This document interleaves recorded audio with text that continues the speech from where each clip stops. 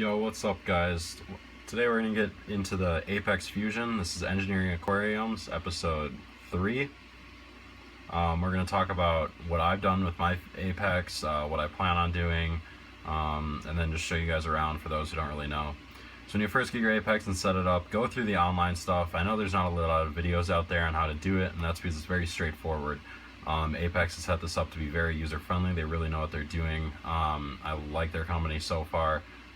They're actually helping me with these graphs that aren't showing up.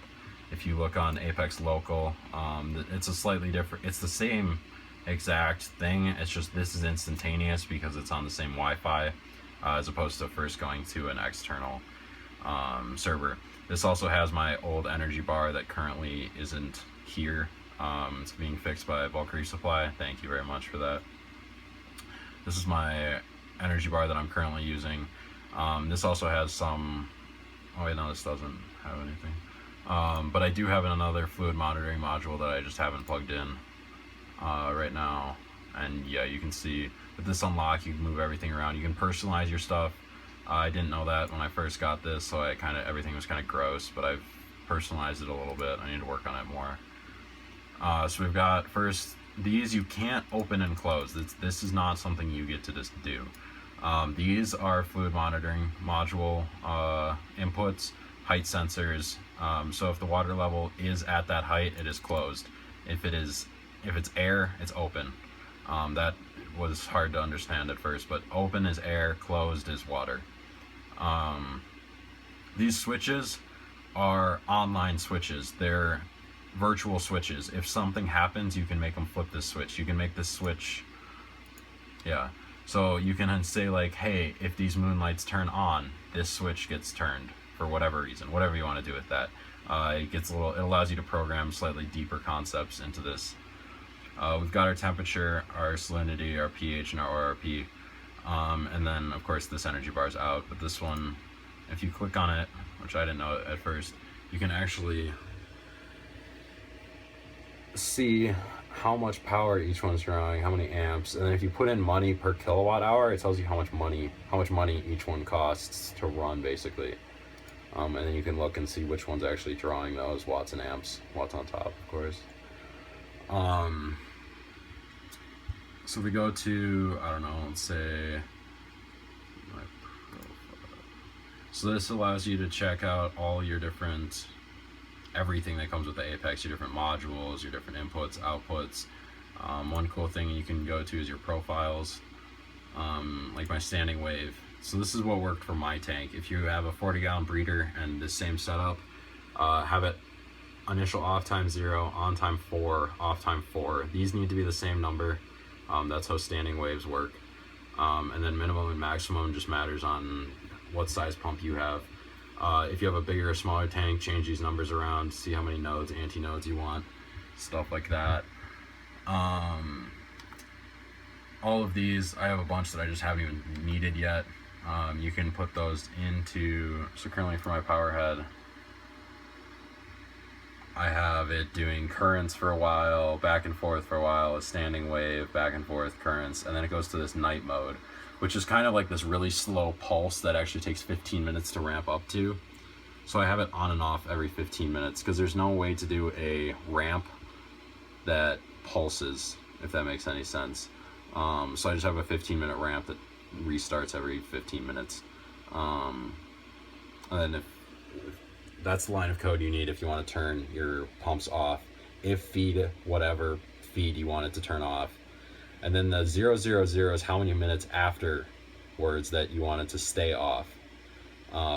So if I had a protein skimmer that was water dependent on my pump, which I don't, I could put if feed A 015 then off, and then it would stay off for 15 minutes after I turn my pump back on. I don't know, or 5 minutes if you wanted 005. So I know a lot of you guys know how to use your Apex. This is what I did with mine. I'm gonna do a lot more once I start getting like my auto top offs and my water changes. This is one of my favorite features, logging and measurement. It allows you to just keep good track. It allows you to tell when you did your last test. I know there's an old school pen and paper. I know my alkalinity is really low. I hit on that in the last one. Haven't retested it since. Working on that. But it really allows you to visualize across long periods of time. You can put notes into this as well and be like, hey, I started doing this, and maybe that works. Maybe that works for you. I have 0 phosphates. I put a bunch of Kato, and I didn't note that, but I did. I need to note that today, actually. And so that worked. That dropped my nitrites to 0, my nitrates to 0. Everything was 0. Well, this was technically 1, but everything else was 0 with just some Kato. Works for me. Might not work for you guys. Might not be something you want to do. Might not be something you want to invest in. Maybe you don't have a sump. It probably won't work then.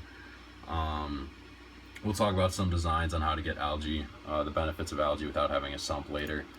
But I wanted to go over, this is what I've done with my Apex. I like military time. Originally, that's what my computer's actually on, so it really wasn't a switch. For those who don't know, Apex is in military time. Do not try to type in 8 o'clock p.m. It will not work. Stuff will turn on at 8 o'clock a.m. You'll get really confused. For those who don't know, ORP, oxidation reduction potential, it directly correlates with your pH. So if you, let's see here. This is one thing that I really like, is you can learn stuff about the hobby just from technology like this. Now, it's not a perfect correlation, but you can see the inverse correlation it has throughout, where ORP goes up when pH goes down and vice versa. And so that ORP is a much tighter, it's a much bigger spread of numbers. It's much easier to measure than pH. So it's a good way to keep an eye on everything. Honestly, don't chase numbers, guys. If your numbers look like this, you're fine. If your numbers look bigger than this, if this number is 400 and this is 8.3 and your salt's 35.6 and your temperature's 82, you're fine. Don't chase numbers, guys. Keep them stable. Stability is number one. Don't have your alkalinity at 6 like mine is. Definitely know how to adjust things, but don't try to pin down an 8.30 for all times of the day, because it's not going to happen.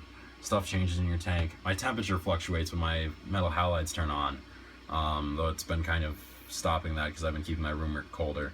So yeah, don't chase numbers. Use this as a tool. Don't use it as what it's not. It won't keep your tank for you. You got to keep checking on it. You've got to set up stuff, set up alerts. It will run your tank 99% of the time. But you've got to be there for water changes, or in my case, I've got to be there to pour salt in every month, whatever it may be. It's a great backup. It backs up a lot of my other systems. If you have a separate auto top off and then plug it into this, then it's a super redundant system that you won't end up flooding your tank. That's always a good thing. Stuff like that. Redundancy, guys. It's redundancy and stability. They kind of go hand in hand, and they're both needed for it to be successful. Thank you for joining me on Engineering Aquariums, episode 3, the Apex Fusion. Appreciate it. Happy reefing. Drop your comments in the comment section. Drop your questions. Answer some questions. Give me a like. Hit that subscribe button. Keep doing what you guys do, and engineer your aquarium for yourself.